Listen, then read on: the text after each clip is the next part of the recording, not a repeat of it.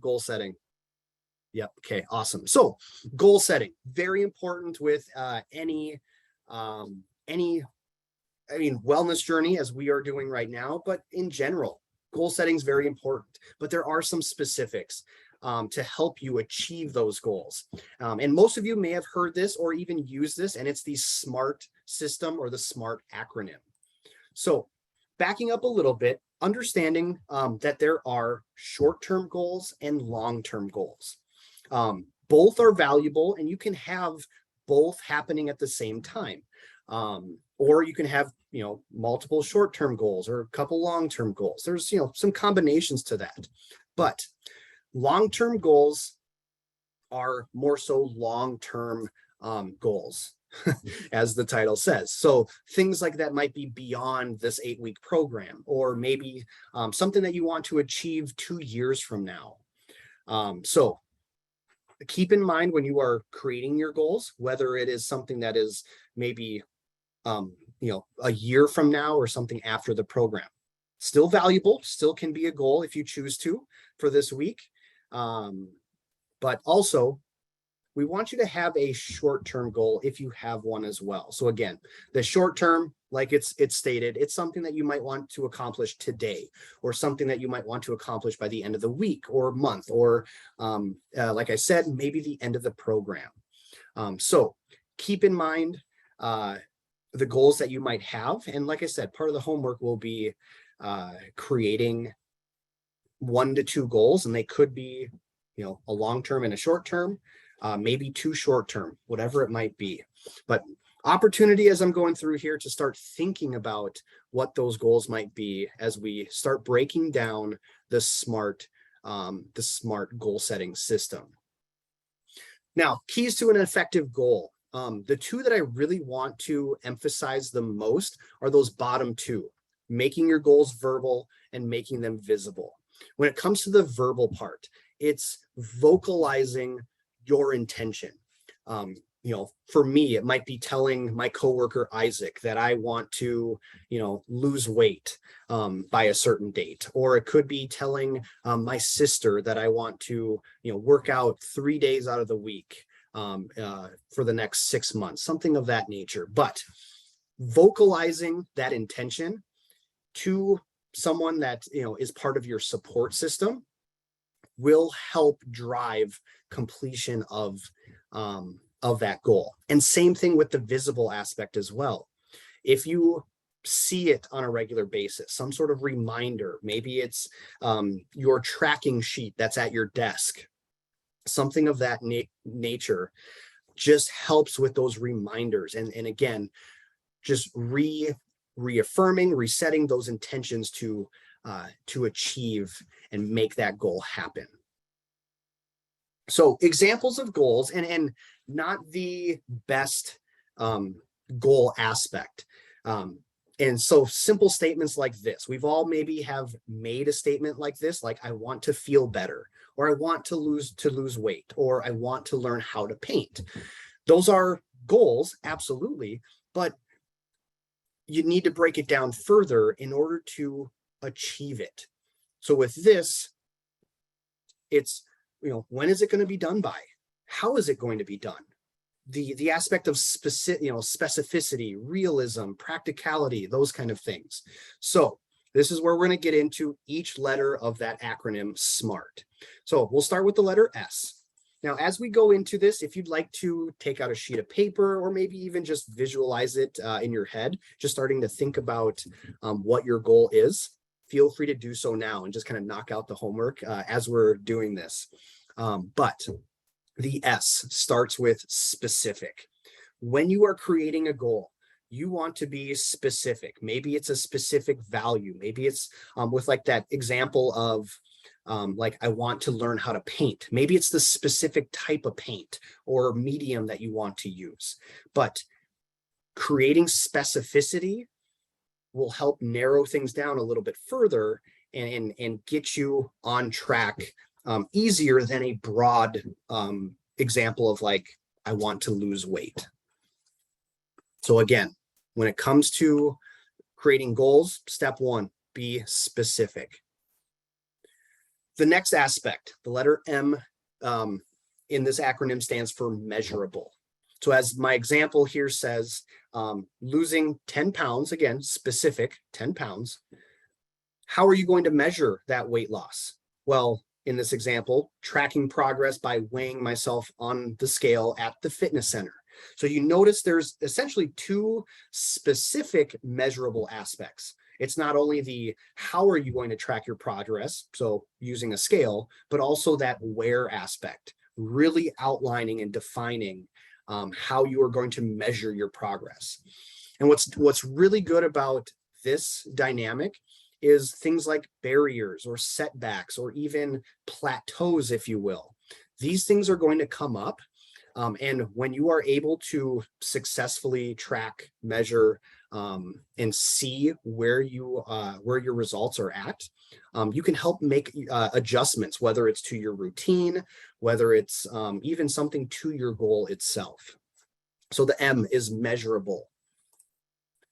The A, the letter A kind of has two parts here. One more of a just kind of a quick reflection in is the goal attainable? And then the second part, which is I would say probably most important, and what the A really does stand for, is what is your action plan? So the attainable part is kind of a yes or no. Is it realistic? Can you achieve losing, in this case, losing 10 pounds of weight? Is that achievable based on, your current schedule and other circumstances or commitments? But like I said, the A is more so the action aspect. What steps are you going to take to achieve losing 10 pounds of weight? So in this example, work out for 30 minutes, 4 days per week. And again, each of these components can have a little more specificity as well.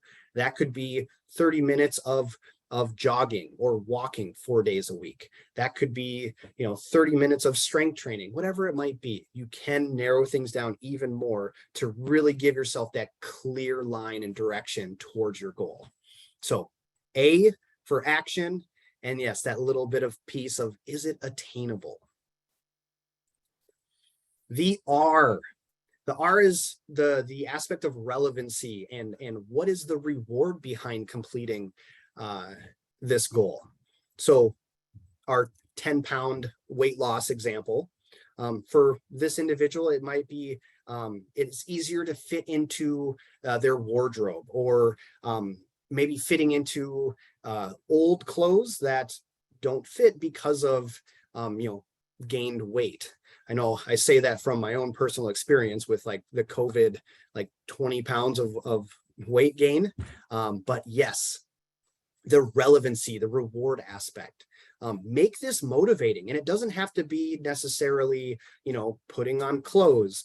It could be something for your children or something in relation to your significant other or spouse.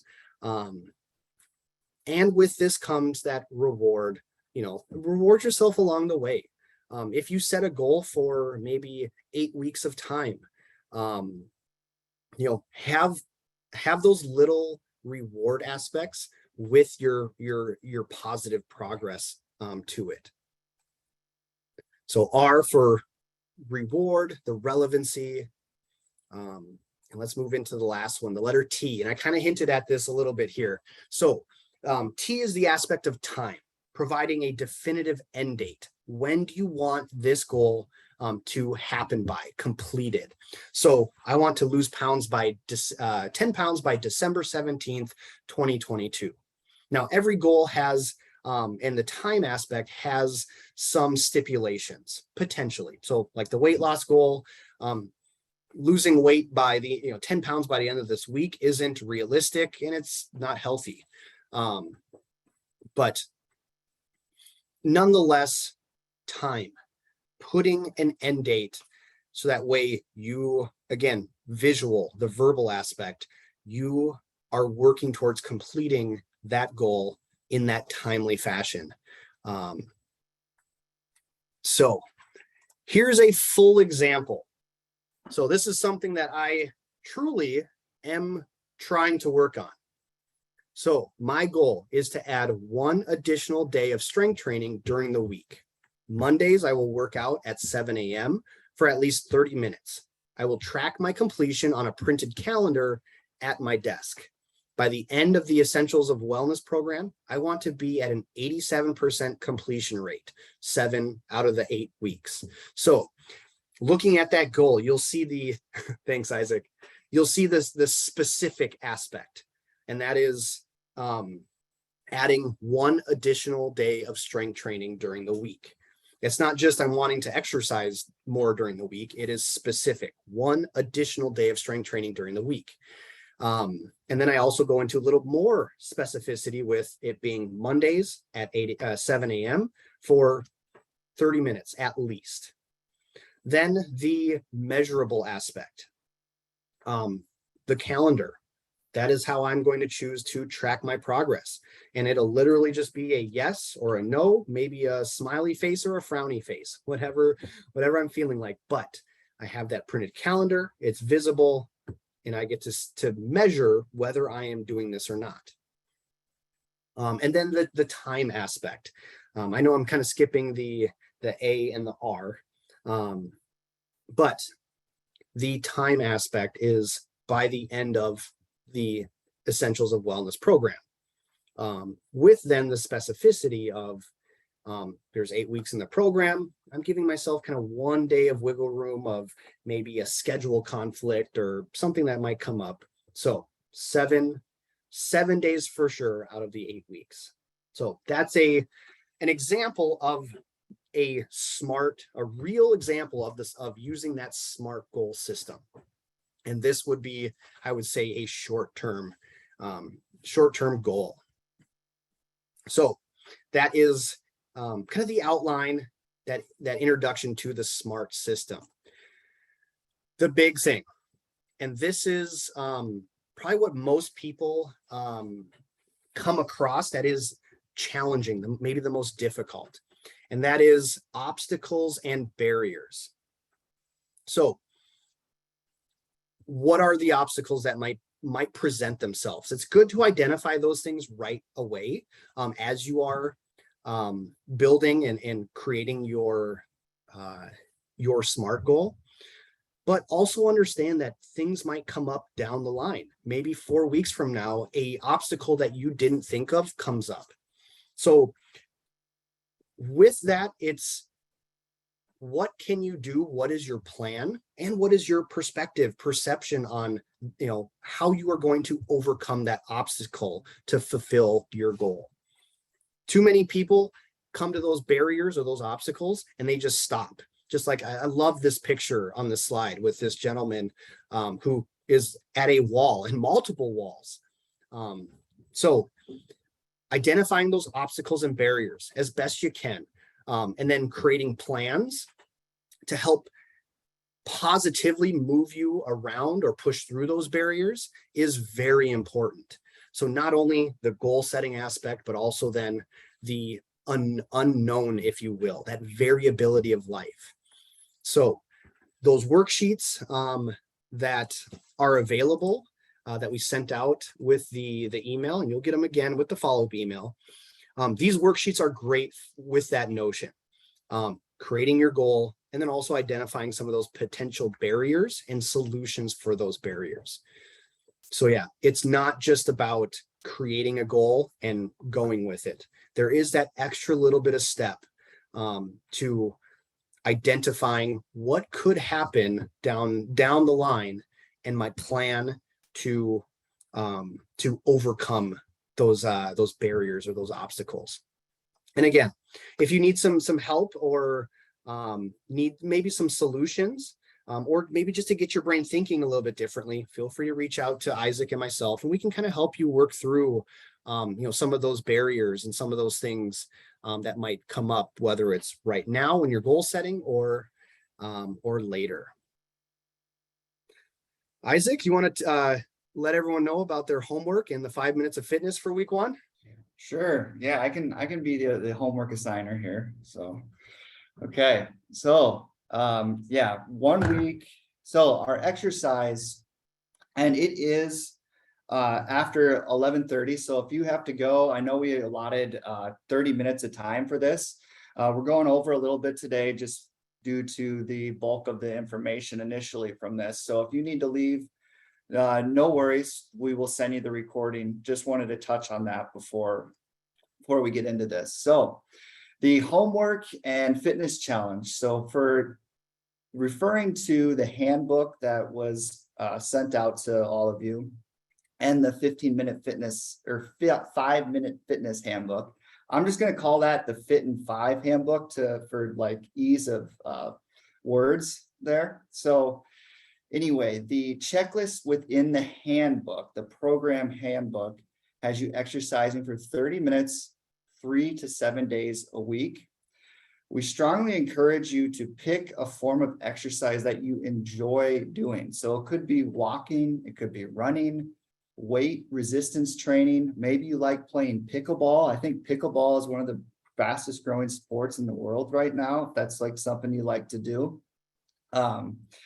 If you like to play basketball, if you like to just do some stretching, yoga, anything that's going to keep you wanting to come back and do more of it. A goal of this program is to, obviously give you the information you need, but something to take away is that as well. As if you're doing something you enjoy doing, you're going to build a habit easier, quicker, and have it last. And something else I wanted to mention with the exercise, as far as making it accomplishable, is you can pick that 30, or you can break that 30 minutes each day into several parts. So like if you wake up and you're like, I'm going to do 10 minutes of stretching right now. Okay, great. There's 10 minutes. And then later on in the day, if you want to do, okay, I'm going to do 20 minutes of resistance training. There you go. After work, I'm going to go down to the fitness center or go down to my home gym and just do 20 minutes of fitness training. That counts as that 30 minutes. You can break that up however you would like. Another part of the homework for this week on that checklist in our handbook is just create your own goals. You can use that SMART goals worksheet and complete it. You're not going to have to turn that into us, but you will at the end of the program. You'll check the box and we'll see that, oh, they created their goals in that way. So it's kind of a little bit of an honor system in that way. But yes, create 2-year SMART goals that you hope to achieve in the next 8 weeks. And that timely cue that Kyle just presented on is important. So like just making sure that amount of time you can create a goal that is going to lead to some results that you're hoping to achieve. And then identify at least 2 obstacles or barriers and create a plan to work around them, however that might look. So now the 5 minutes of fitness challenge. So in our handbook and referencing the handbook, you'll be able to see like what exercise you're doing for that week. And we just ask you to complete it, do it once. You don't have to do 5 minutes every day. You can if you want, but if you can check the mark, you can mark the box once you have done the fitness challenge once. And I believe Kyle mentioned that at the beginning of this presentation of we're trying to have you do 6 out of the 8 weeks. So when you turn in the PDF, we'll be looking to see, okay, they checked it 6 weeks. That's they completed that part of the program. So let's see. And so the Fit in 5 handbook also provides a link, as mentioned earlier, and it's going to provide 3 different variations of that exercise: a low impact version, a moderate impact version, and a higher impact one. And I get the joy of being able to show you these exercises right now, just a brief little demo on how to do this. So Kyle, if you want to spotlight me there. So Hello, everyone. So like with that low end, so it's a jumping jack. That's the exercise for this week. With that lower impact version of it, always, as you can see on the slide there, you want to have two of the main cues is to engage your core. And that means like you can feel your abs. And if someone were to come up to you and like try and poke you in the stomach, or let's say more aggressive, like try to punch in the stomach, you're bracing your core for that. So like how you would brace for that is how you want to start pretty much every exercise that you do. So bracing your core. And then for that low impact version of a jumping jack, you're just going to step out and back in. Just like that. You're doing 5 minutes, however you would like, side to side. The moderate impact version of that is going, flexing your core, keeping your abs engaged, hopping out, and then hopping back in. Just like that. However pace you want to go.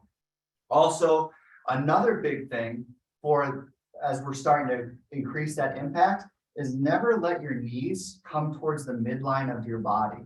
And that's another exercise cue that's pretty much universal for any sort of exercise that you're about to do. Never letting those knees come in.